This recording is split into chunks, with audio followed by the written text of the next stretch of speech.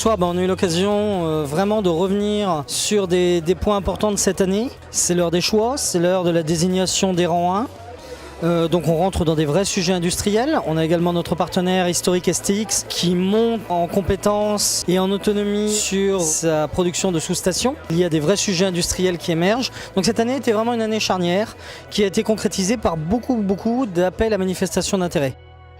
On a plusieurs grands enjeux devant nous. Le premier enjeu, c'est faire vivre les offres, les développer et éventuellement faire mûrir de nouvelles envies, de nouvelles offres et les accompagner. C'est également construire les feuilles de route qui vont être associées à nos partenariats. Et puis enfin, ce sont les objets autoportants, ce que j'appelle les objets autoportants, c'est-à-dire des objets industriels de plus petite dimension, mais qui pourraient être faits complètement en partenariat par des entreprises de Neopolia et que l'on serait capable de vendre comme un objet qu'on adresserait à un client final, à un end-user.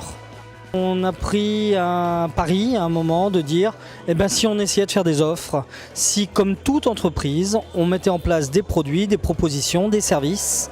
Simplement, on est à Neopolia et donc quand on dit ça, ça veut dire qu'on le fait à plusieurs. Et donc, on a formalisé les compétences d'un certain nombre d'entreprises qui étaient motrices, qu'on appelle des work packages, qui correspondaient à des besoins qui avaient identifiés avec ces donneurs d'ordre.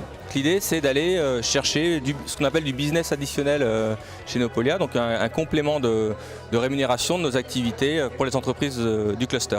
Donc on est vraiment dans la logique du collaboratif, de l'association des compétences. Voilà, il y a une forte assistance, c'est vrai qu'au niveau du réseau Neopolia, des permanents, et c'est vraiment un atout majeur qu'on ne retrouve pas non plus dans d'autres territoires. Alors ce soir, ça a été aussi l'occasion de signer 2 accords. Cette logique d'accord avec des acteurs de marché est importante. Au-delà de ces accords engageants, c'est surtout bénéficier de l'expertise, du retour d'expérience, de l'échange d'informations avec ces grands acteurs de marché et changer un petit peu de posture, c'est-à-dire se préparer à l'ensemble des offres, des AMI qui vont arriver. Nous nous engageons à présenter aussi les lots industriels qui vont être soumis à appel d'offres, quels vont être aussi nos besoins en termes de certification, de compétences industrielles. C'est une logique win-win. Pour Neopolia, ça nous permet de monter en compétences, de comprendre les enjeux, de s'organiser, de se former, d'ajuster nos discours pour répondre de manière pertinente aux besoins qui seront exprimés.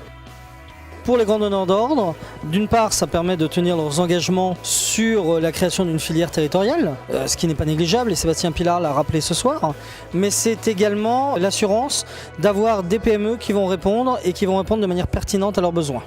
Donc les enjeux sont là, mais ils sont stimulants.